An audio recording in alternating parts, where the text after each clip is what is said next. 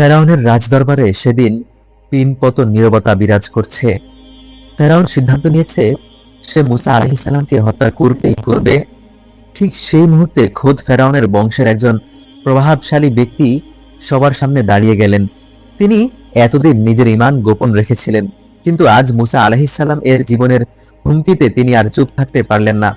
তিনি গর্জে উঠে বললেন, তোমরা কি একজন মানুষকে শুধু এ কারণে হত্যা করবে যে সে বলে আমার রব আল্লাহ?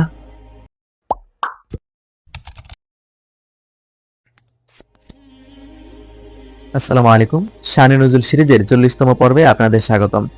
আজ আমাদের আলোচ্য বিষয় সূরা মুমিন।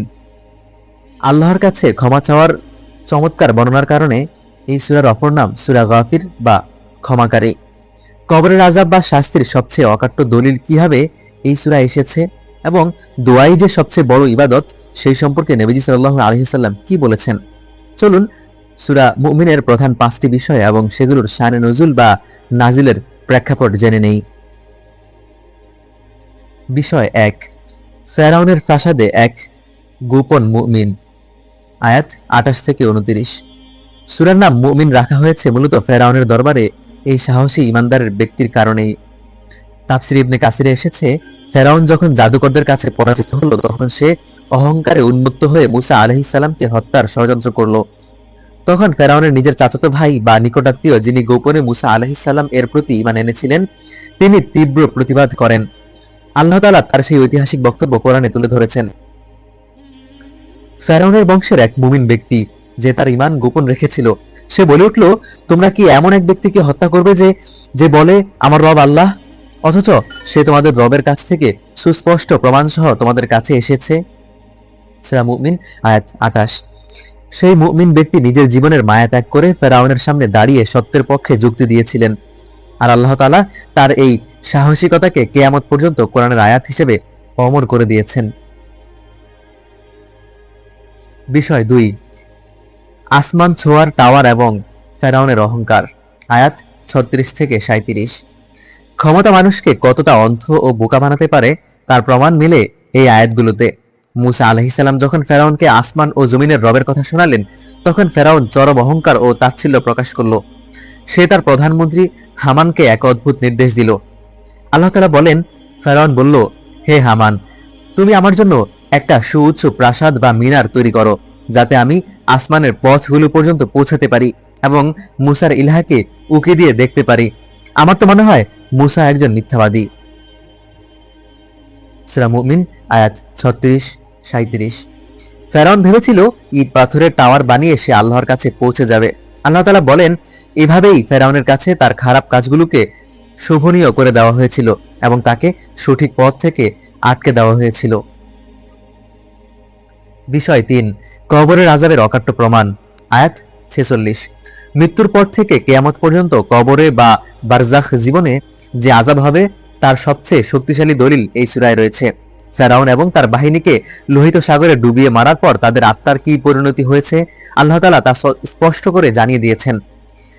সকাল ও সন্ধ্যায় তাদেরকে আগুনের সামনে উপস্থিত করা হয়, আর যেদিন কিয়ামত সংঘটিত হবে সেদিন ফেরেশতাদের বলা হবে, ফেরাউনের অনুসারীদেরকে সবচেয়ে কঠিন শাস্তিতে প্রবেশ করাও।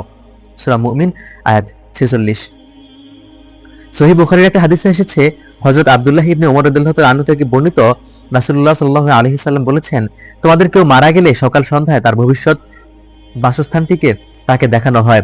সে জান্নাতি হলে জান্নাতের ঠিকানা এবং জাহান্নামী হলে জাহান্নামের ঠিকানা দেখানো হয়, আর তাকে বলা হয়, কিয়ামতের দিন আল্লাহ তোমাকে পুনরুত্থিত করা পর্যন্ত এইটি তোমার ঠিকানা।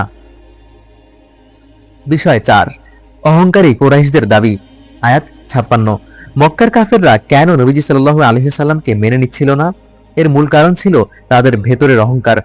মক্কার নেতারা মনে মনে জানতো যে মুহাম্মদ সাল্লাল্লাহু আলাইহি ওয়াসাল্লাম একজন সত্য নবী এবং কোরআন আল্লাহর বাণী, কিন্তু তারা ভাবতো, আমরা এত বড় নেতা আর আমরা কি এই এতিম মুহাম্মদের আনুগত্য করব? তাহলে তো আমাদের সম্মান নষ্ট হয়ে যাবে।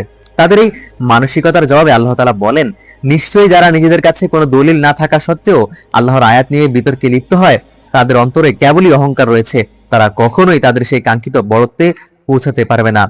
সূরা মুমিন আয়াত 56। বিষয় 5, দোয়াই হলো ইবাদত। আয়াত 60। এই সূরার অন্যতম শ্রেষ্ঠ একটা বার্তা হলো সরাসরি আল্লাহর কাছে চাওয়া। সুনানে আবু দাউদ ও তিরমিজি এই সহিহ হাদিসে রয়েছে, হযরত নোমান ইবনে বাশির রাদিয়াল্লাহু তাআলা আনহু থেকে বর্ণিত, রাসূলুল্লাহ সাল্লাল্লাহু আলাইহি সাল্লাম বলেছেন, দোয়াই হলো ইবাদত। এরপর তিনি এই আয়াতটি তেলাওয়াত করলেন, তোমাদের রব বলেছেন, তোমরা আমাকে ডাকো, আমি তোমাদের ডাকে সাড়া দিব। নিশ্চয়ই যারা অহংকার বশত আমার ইবাদত বা দোয়া থেকে মুখ ফিরিয়ে নেয়, তারা অচিরেই লাঞ্ছিত অবস্থায় জাহান্নামে প্রবেশ করবে। সূরা মুমিন আয়াত 60। এই আয়াত প্রমাণ করে যে আল্লাহর কাছে না চাওয়াটা অহংকারের লক্ষণ। যে যত বেশি চায়, আল্লাহ তার উপর তত বেশি খুশি হন। সূরা মুমিন বা সূরা গাফির আমাদের শিক্ষা দেয়, চারপাশের পরিস্থিতি যতই প্রতিকূল হোক না কেন, ফেরাউনের প্রাসাদের সেই মুমিন ব্যক্তির মতো সত্যের পক্ষে শক্তভাবে দাঁড়াতে হবে। আর আমাদের সব প্রয়োজন মেটানোর জন্য সরাসরি আল্লাহর কাছে চাইতে হবে, কারণ তিনি ডাকলে সাড়া দেওয়ার ওয়াদা করেছেন। ইনশাআল্লাহ আগামী পর্বে আমরা কথা বলবো সূরা হামিম আস-সাজদাহ নিয়ে, যাকে সূরা ফুসসিলাত বলা হয়ে থাকে।